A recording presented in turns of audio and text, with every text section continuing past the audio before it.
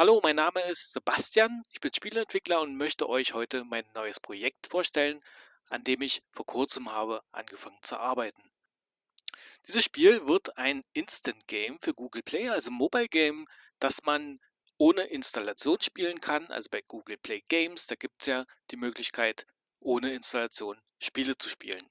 Das ist ein bisschen eine Herausforderung für Entwickler, weil man da unter 15 MB bleiben muss. Ich entwickle mit der Game Engine Unity und da ist das nicht ganz so einfach. Da muss man schon ein bisschen gucken, was man macht, um da ein vernünftiges Spiel hinzukriegen mit so wenig Speicherplatz.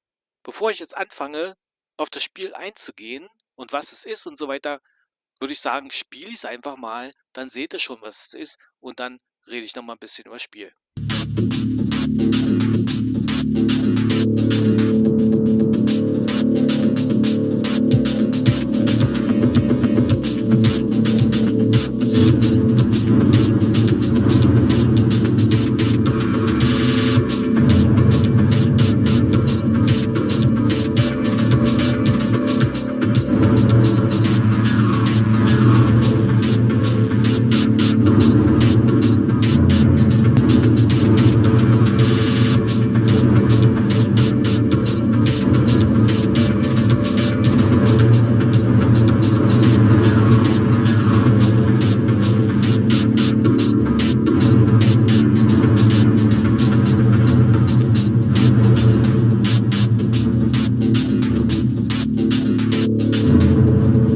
So, jetzt habe ich das Spiel mal angehalten und jetzt ja, kurz mal ein bisschen was erzählen noch drüber.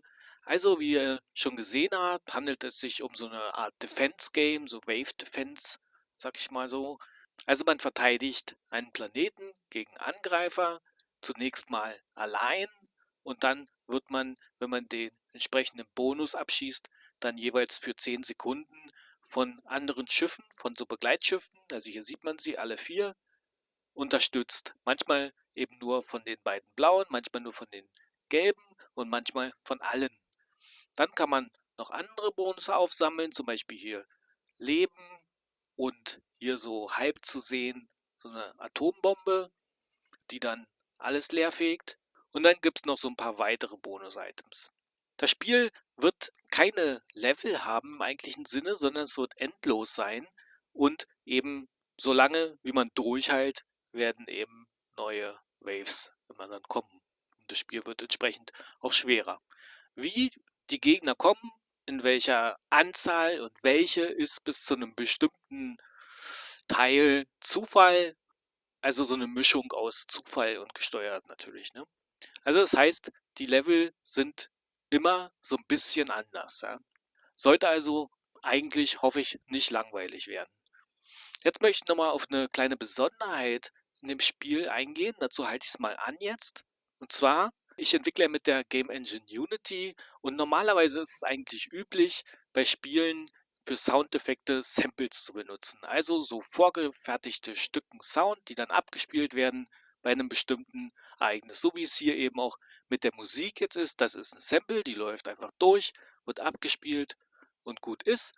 Und normalerweise macht man das mit Soundeffekten genauso. Also da gibt es eine Explosion oder einen Schuss oder sonst was und es wird einfach abgespielt und wenn es vorbei ist, vorbei. Hier in diesem Spiel habe ich mir überlegt, mache ich es mal ein bisschen anders. Auch weil hier natürlich, habe ich ja schon vorhin erzählt, mit den 15 MB der Speicherplatz ein bisschen begrenzt ist. Es gäbe Möglichkeiten, auch Sachen nachzuladen. Also das mit den 15 MB bei einem Instant Game ist nicht in Stein gemeißelt. Man kann was nachladen zur Laufzeit, aber das wollte ich hier nicht machen, sondern ich wollte auskommen mit den 15 MB, die ich habe. Und deshalb habe ich mich entschieden, die Töne, zumindest die Soundeffekte, selbst zu machen. Also die werden zur Laufzeit selbst erzeugt mit Quellcode. Ich zeige das mal kurz. Also hier zum Beispiel wäre jetzt so eine Explosion. Zeige ich mal kurz. Man kann das auch abspielen, wenn das Spiel nicht läuft.